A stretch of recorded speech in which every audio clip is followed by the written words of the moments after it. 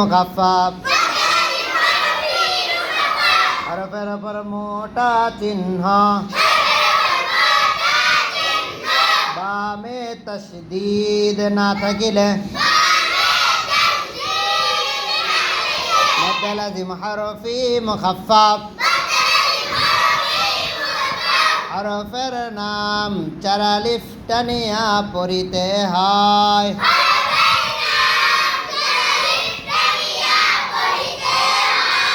যেমন নুন,